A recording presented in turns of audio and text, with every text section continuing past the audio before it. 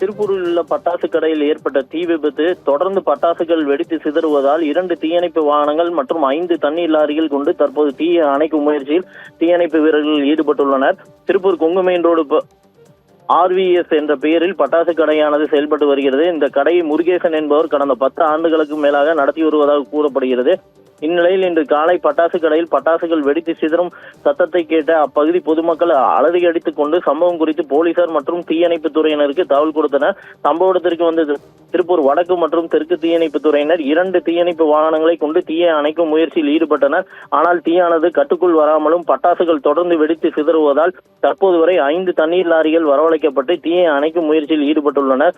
குடியிருப்புகள் மிகுந்த இப்பகுதியில் முறையான அனுமதி பெற்று பட்டாசு கடையானது செயல்பட்டு வந்ததா என்ற கோணத்தில் போலீசார் விசாரணை மேற்கொண்டு வருகின்றனர். அதேபோல் மின்கசிவு காரணமாக இந்த தீ விபத்து ஏற்பட்டதா அல்லது வேறு ஏதாவது காரணமா என்ற கோணத்தில் திருப்பூர் வடக்கு போலீசார் விசாரணை மேற்கொண்டு வருகின்றனர்.